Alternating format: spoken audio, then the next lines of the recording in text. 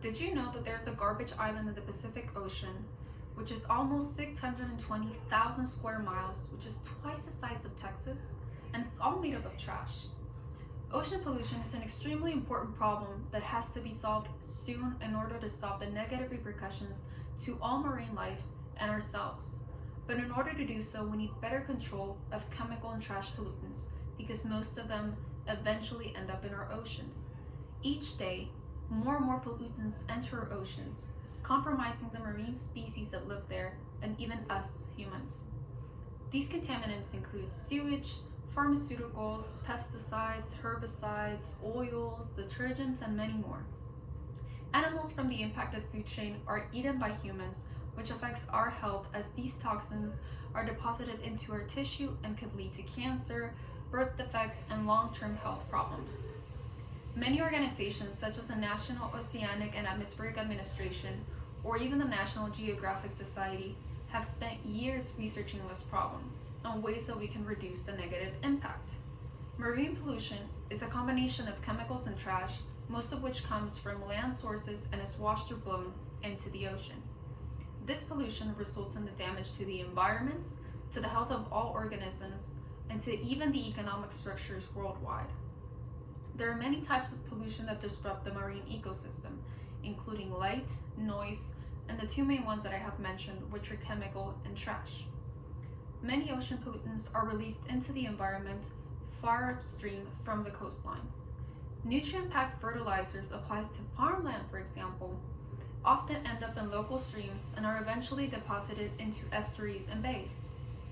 These excess nutrients trigger massive blooms of algae that rob the water of oxygen, leaving what we know as dead zones, where few marine organisms can live.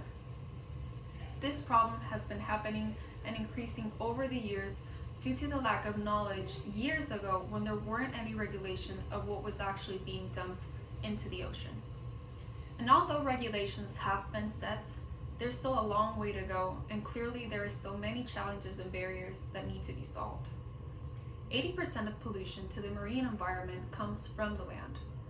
One of the biggest sources of pollution is non-point source pollution, which results from many diffuse sources such as land runoff, precipitation, atmospheric deposition, drainage, sewage, and many more. Marine pollution comes from various reasons, of which most of the reasons are man-made. Sometimes it is caused due to the wastage dumped, or sometimes even to ocean mining. Unfortunately, the collection of plastic has become harder than predicted. Estimates of the total plastic weight that has entered the oceans are in the range of millions of tons. But sample collections show that only a small percentage of the probable total.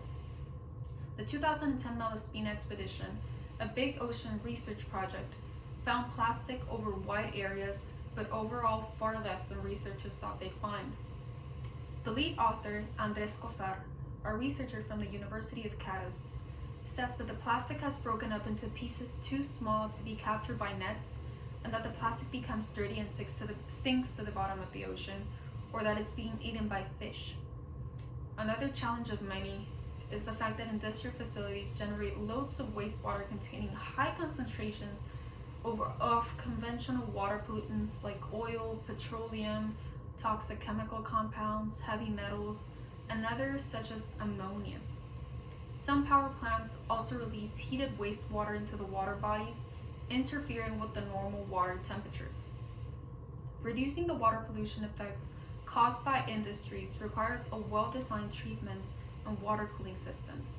And sadly, a good number of industries have poorly maintained systems, and some entirely lack the quality treatment protocols. But even though we are facing challenges to solve this problem, there's so many solutions that could help reduce it. Individual efforts and educational campaigns could help immensely. Communicating and sharing this information is very important, so let's all bring more awareness to this problem. Let's be more mindful of our waste, and let's unpackage our life. Let's bring our own bags, carry reusable water bottles, pack a waste-free lunch, bring your own cup to school, slow down and dine in, consider reusable straws, avoid heavily packaged foods, and bring your own container and utensils. Learning how to recycle properly is another great way to help. Buy products that could be recycled, buy eco-friendly products that have been made from recycled materials, and avoid any sort of hazardous materials. Another great way of helping is by picking up trash that you find at the beach or anywhere you find it and place it on a trash bin. Also, reduce your energy use or reduce the use of fertilizers to assist on the matter. Each day, more and more pollutants enter our oceans, compromising the marine species that live there and us humans. If we don't act now, there could be more plastic than fish in the ocean by 2050. Ocean pollution is an extremely important problem that has to be solved now in order to stop negative repercussions to all marine life and ourselves. But in order to do so, we need better control of the chemical and trash pollutants because most of them are ending up in our oceans. As I mentioned before, there's a garbage island in the Pacific Ocean twice the size of Texas. So what will you do to stop it? Thank you.